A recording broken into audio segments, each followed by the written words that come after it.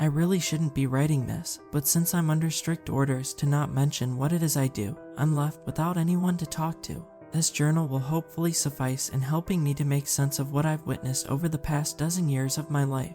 I really do hope so. However, if someone is reading this, that means I've seen it fit to take the risk and disclose my job to the public. That being said, I'm going to not mention any names or real locations. Unfortunately, I'm not sure that would help my case, and I fear what will happen to me if I make this journal known. For my own sake, I'm going to write as if I'm telling my story to someone. If I choose to share it, I sure hope it's worth it. This is my situation. I'm 31 years old, and I have been legally recycling human corpses for 12 years. Yeah, typing it out like that reminds me of how disturbed my career is, or was, I guess. As disturbing as it is, it's also a bit confusing, but I'll break it down. There is a warehouse somewhere in eastern Tennessee that is a storage facility for human bodies. Every week, shipments of bodies are imported from all over the world through the medium of semi-trailer trucks. Everything about the process is so nondescript and generic that not a single civilian has ever tried coming onto the property. And anyway, the warehouse is just so boring no one cares to pay it any mind besides those associated with the company. The bodies are then taken from the semi-trucks and are either stored for later use, and when ready are loaded into off-road transportation vehicles. The vehicles, usually white vans with off-road tires, follow a dirt path from the warehouse into a patch of forest. If you were to imagine an aerial view of the layout, there would be a highway running south to north. To the east of the highway, about 170 yards, would be the warehouse, and then to the east of the warehouse, about 3 miles, would be the forest. The forest is a strange sight since the surrounding area is without any forest at all. The forest, a little over a mile across, is surrounded, well, by nothing at all really. The area is just miles of field, a mixture of wild grass and shrubbery. The forest is also perfectly circular. It looks like someone took a cookie cutter and pressed it into a large forest, and then lifted the section out and placed it in a large plain. I, along with my co-workers, call the forest the mouth. Anyway, once the vans enter the mouth, as I'll refer to it from now, they stop halfway at a clearing. The clearing is still covered by the lengthy arms of the trees that encircle it, but the nature in the clearing lessens. The clearing is also almost a perfect circle. In the center of the clearing is a hole about the size of a kiddie pool. The hole is not straight down. It slopes gradually down into the mouth of what I presume to be some sort of cave. Its slope grade is similar to that of an open cargo plane's rear door. The bodies, always in triplets, are laid out naked at the entrance to the hole, feet first. Afterwards, the van leaves, and the next day the bodies are gone. In the following nights, people start to wander out of the mouth. The people, essentially hidden under the moonlight, wander off in every direction, but towards the highway. I'm not sure what is beyond the mouth, but I have always assumed it just eventually leads back to civilization. This is the process I have become familiar with the past dozen years of my life. The bodies are laid outside the hole, and in the following nights people emerge from the mouth. Well, this was the cycle up until about a year ago, my last year of working with the company. In the last year of my work, everything went to hell. The cycle was messed up and I lost someone close to me. However, to understand how it all went down, I have to start from the beginning. My life has been rather lonely. I was born in a hick town in Tennessee and lost my mom and my dad as a teenager. Without any knowledge of extended family, I was orphaned. I don't really want to get into it, but I aged out of the orphanage, and besides the programs set up for young adults like me, I didn't know what to do with myself. About a year and a half later, I found myself 19, living with 2 strangers for roommates, and working at a record store that doubled as a coffee shop. I had no friends and no love interests. I had no direction. I was vulnerable. Although I didn't know it at the time, that vulnerability would be preyed on by a man that visited the coffee record shop. I was working at the register. People bought records and paid for their coffee at the same register when a middle-aged man walked in.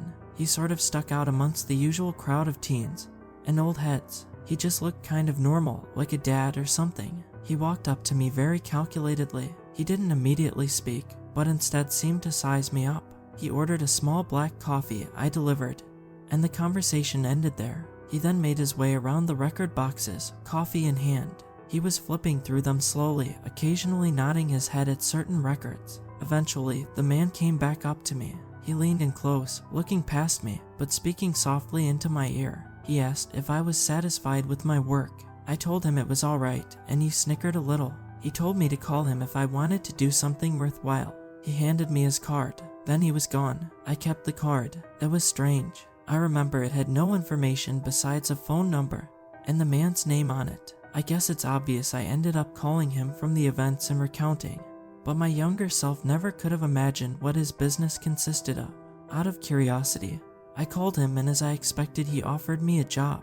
The rest of the call was setting up a date and time for an interview. I asked myself what was appealing to him about me as a worker. Looking back on it, it must have been the fact that I was without anyone. I was expendable, a man that could fall through the cracks of life, and no one would know the difference. I was useless to society, and that made me useful to him. I would keep my mouth shut. I knew at that time I was getting myself into some sketchy stuff.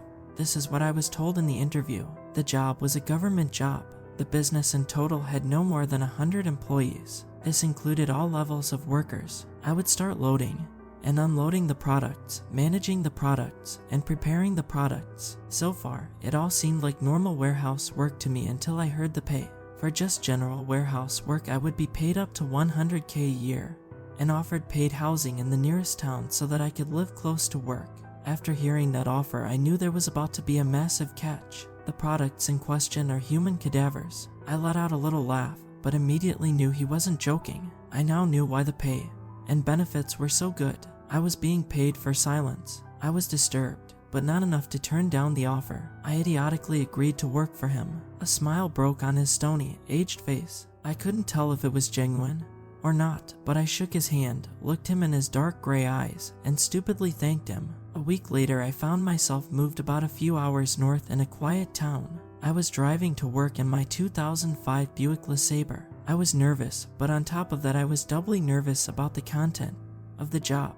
I pulled into the parking lot outside the warehouse and went through what I assumed to be the main entrance. I was trying to feign confidence, but it was clear I had no clue where to go. Through the door was a receptionist. A tan woman smiled at me, moving a strand of brown hair out of her face. The way she smiled, you would have never thought behind her was a human meat locker. She knew my name and showed me how my time card worked, how I recorded my hours. The employees seemed to already know everything about me, which was honestly kind of nice, if a little creepy. I entered the warehouse, which was freezing. A group of people were standing around the loading docks talking with each other. The group varied in ages, but none seemed as young as me. When they saw me, they waved me over, so I approached them. They all seemed disarming, but I was being careful regardless. A woman in her late 20s greeted me and told me she would be walking me through my first 2 weeks of work until I was properly trained. She said that I would be trained in pretty much every job the warehouse had to offer. Her name, for the sake of anonymity, was whatever, Sadie. For the next hour or so, we just all stood around making conversation. They could all tell I was on edge. I asked if they really handled corpses, and they all nodded in agreement flippantly. They must have been doing it for a while to be this light-hearted about it. Sadie placed a hand on my shoulder and reassured me that what we were doing was not illegal. It was a government-funded venture. Well, now I know that just cause the government approves, that doesn't mean what I was doing wasn't messed up. Around noon, I asked where the bodies went. That is when the group all kind of eyed each other in a who wants to tell him manner. Eventually, Sadie broke the silence, telling me it was better if I just saw for myself. An hour later, 2 semi-trailer trucks arrived at the loading docks. I had been there for 5 hours already and hadn't really done anything. As a large, bald man opened the back of the truck, I waited in a morbid anticipation. I was expecting to see some visceral display of corpses piled on top of each other, but instead was pleasantly surprised to see that the truck was filled with neatly stacked coffin-sized freezers, which made a lot more sense. As if we were unloading frozen pizzas, we casually got to work. We lifted the freezers onto carts and would roll them into a walk-in freezer with probably around 100 other freezer coffins. The freezer coffins were an off-white color with red medical-like trimming. The freezer coffins all had serial numbers in place of names of the bodies. They truly were just products to these people. Not that I have room to talk. In the years following, I became just as casual about it. By the time we finished unloading the trucks, we moved on to loading 3 bodies into a van parked at the end of the warehouse facing away from the highway. The 3 chosen bodies would be taken from the freezer and left to thaw, stored in a refrigerator-like coffin, and put in the back of the van. Sadie offered me an overtime opportunity to drop off the bodies with her. And the bald man, I'll call him Jack. I had nothing else to do all day, so I decided to ride along. The ride out there was fairly normal. Jack was a kind guy even though his appearance was intimidating, and Sadie explained to me they called the drop-off zone the mouth. I still had yet to understand what they meant by drop-off zone. We followed a dirt road into the mouth and arrived at the clearing. The three of us unloaded the coolers. Jack and Sadie unlatched the coolers and looked at me to ask if I was ready to see the corpses. I nodded, wide-eyed with nervous anticipation. The lids popped off, and a cool wind arose from the boxes. I didn't know what to say. All three of the bodies were decayed beyond recognition. These were not fresh bodies. The skin had broken away, and most features had been broken down into a threadbare jumble of bones. All three bodies were yellowish brown and looked delicate to the touch. I wondered why even use freezers.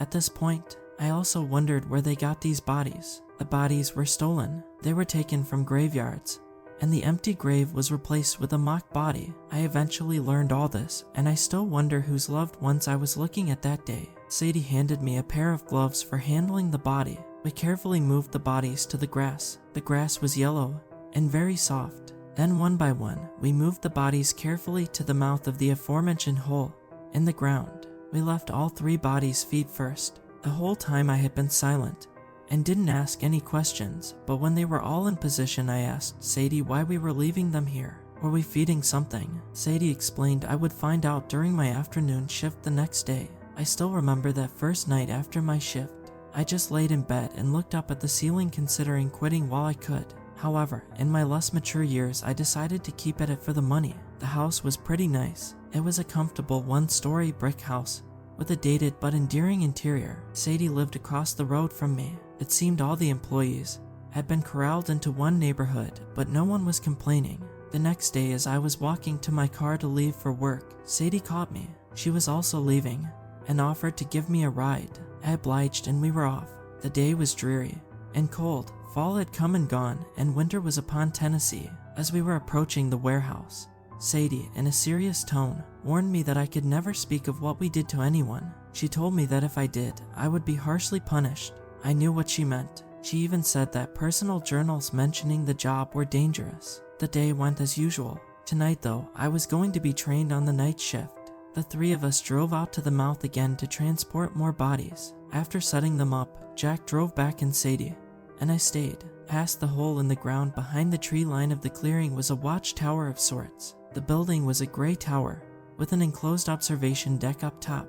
The spire was tall, but did not breach the cover of the treetops. At the base of the tower was a heavy steel door. Sadie put in a code, and the door unlocked. Inside was a tight, spiral staircase to the observation deck. Sadie and I climbed the stairs, locking the door behind us. At the top was another employee from the day prior, who had helped me unload the freezer coffins. I'll call him Eric. He was thin with short brown hair that hung just barely over his glasses. He was also in his late 20s. He greeted us with a yell, and Sadie explained what we were doing. We were monitoring the bodies. I made myself comfortable watching the bodies laying in the grass from the large deck windows. Interestingly enough, though, when the sun set, Sadie and Eric got quiet. They turned off the lights inside the observation deck. I couldn't see anything out the window. Well, I couldn't see anything clearly. I voiced my concern to the two of them in an instinctive whisper. Eric responded that it didn't matter as long as the bodies were accepted.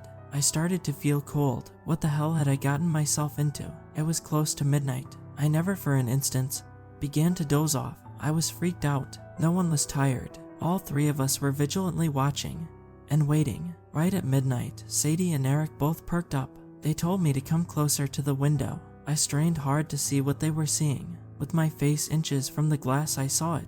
I could only see the silhouettes of two bodies now. There were no longer three. Then, the second body was quickly taken down into the hole. Only moments later, the third body was gone. The movement was so sudden, we could have easily missed it. Sadie and Eric looked relieved while I sat there confused more than anything. Sadie noticed and told me to wait. I did. I didn't know what else to do, and minutes later the silhouette of a body re-emerged from the hole.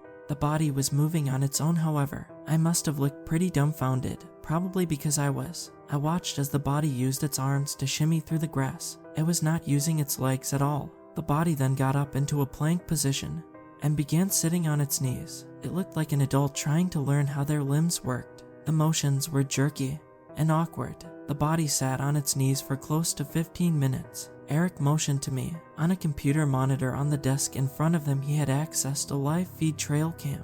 One of the cameras was aimed directly at the hole opening where the body sat. Suddenly, the body twitched once, very violently. It was a man. It was hard to make out his features, but it was clear that it was a male. He then quickly rose to his feet and took off walking at a brisk pace. His movement was perfect, and he seemed to be in a healthy condition. He walked out of view of the trail camera, and the rest of the night nothing happened.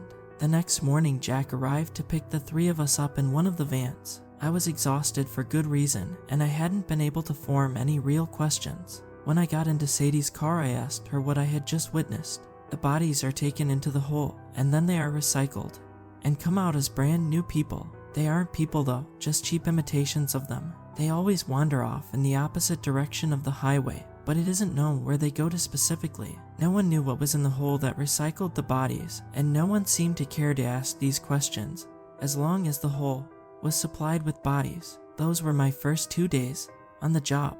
I'll always remember them with amazing clarity. I was unnerved, disgusted, perplexed, but when the money came, it made it all seem worth it. The next 11 or so years went practically as I explained. I have compiled a list of different occurrences I experienced throughout those years, so I'll include that. The only other thing of note comes from my final year of work. It's an experience I'm still working out in my head, and to put it plainly, it has messed me up. Here is a list of important details from my nearly 12 years of work. The man who hired me owns the company that I worked for. He claims the company is one of the oldest companies in the United States, and the mouth was even given bodies by certain Native American groups before the settlers arrived. The semi-truck drivers also work for the company and never make any deliveries other than to the warehouse. They come once on Monday and once on Wednesday. 3 bodies enter the hole every night, but only 1 comes out per night. After 2 years of work, I was allowed access to documents regarding the construction of the warehouse and the origin of the mouth. The depth of the hole in the mouth has never been recorded, or better, the bottom has never been found.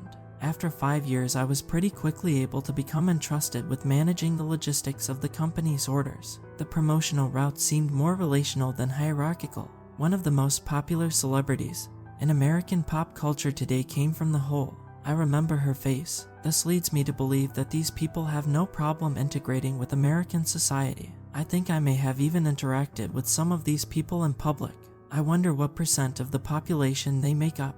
One night while I was on night watch, 2 bodies came from the hole. Immediately after climbing out, they began to awkwardly fight with each other. They were both badly deformed. One bit the other's neck and wouldn't let go until the other stopped moving. After the struggle, both bodies lay still. The next morning they were gone. In my years here, it is clear that these people are custom ordered by anonymous buyers. I believe a group of wealthy people know about the mouth and use our company as a medium to order custom people. The purchases are hella expensive, so that is why all of our wages can afford to be so high. The business is infinitely profitable because the product is much more expensive than the process of making it. Those were the most significant details I have recorded from the past 11 years. This next year was when the operation fell through. It all began when one of the semi-trucks crashed on the highway. A year ago, one of the truck drivers lost control of his semi.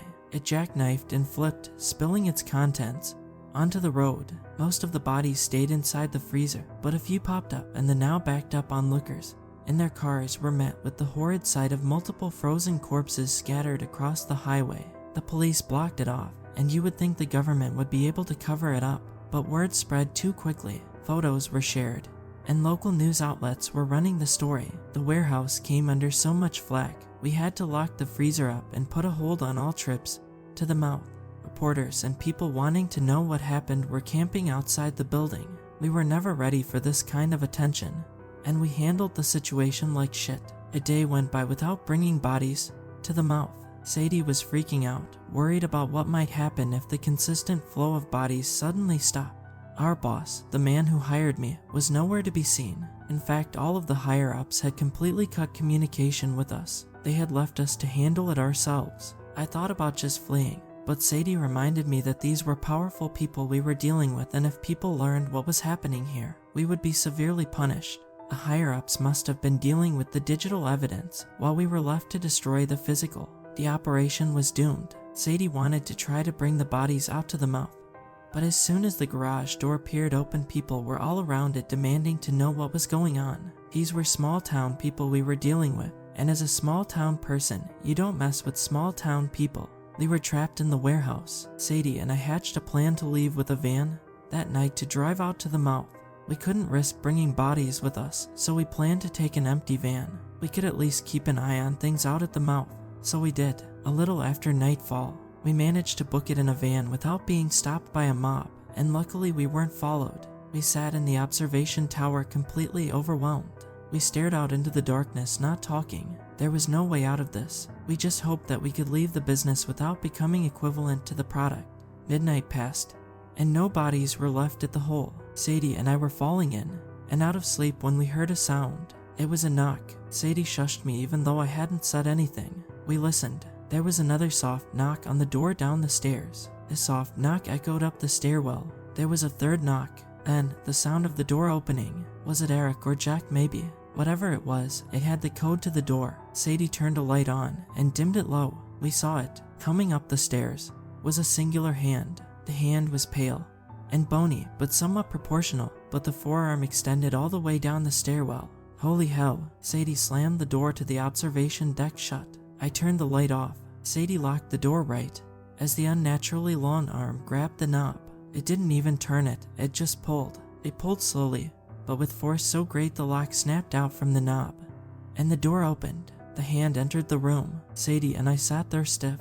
The hand stopped. It was quiet. We were both holding our breath. The hand suddenly twisted directly upwards at the wrist, and with impossible speed grabbed Sadie and pulled her towards the doorway. She was jolted so quickly and violently by the hand that she slammed her head into the table and went limp as she was dragged off without any struggle. I followed her down the stairs manically, but the hand was always pulling her out of my reach just a bit faster. She was pulled out of the tower, and within seconds the hand retracted into the hole, Sadie with it. Then I watched as the hole closed up. The slope rose level with the ground and sealed itself shut. I then heard a rumbling underfoot, as if something large was tunneling below me. The sound of the tunneling grew distant. I stood there in shock. It felt as if someone had their hands on my throat. I felt crushed by a presence. My body was tense. It felt as if every muscle in my body was contracted at once. The only thing I knew to do next was leave. I left the mouth and made my way back to the warehouse. The crowd was basically gone except for some journalists in their cars. I made it back to my car and drove back home. I hardly slept that night. When I finally fell asleep, I overslept and got up the next day close to sunset. I drove to the warehouse. I parked, and instead of going inside, I found my way to the dirt road. I walked along it until I came to the mouth, or what was left of it. All of the trees were dead and rotting. Some had even fallen over, exposing upturned roots. The sun was almost completely set, and the sky was a dark purple. I came to the entrance of the mouth and was met by one of the people from the hole. It was the worst imitation I'd ever seen. The skin was too loose. It shifted as the imitation approached me. Its hair was thin and its frame was distorted. On its face was an attempt at a smile. It was hobbling towards me slowly with the mouth decaying around it. It opened its mouth as if to speak, but then it said nothing and kept on moving past me. I stood there and began to cry. What followed does not matter to me. The story lost traction and was covered up. The bodies on the highway are now in the realm of conspiracy theories and not talked about anymore. I just miss my good friend. That is all. This is my life, lived without love.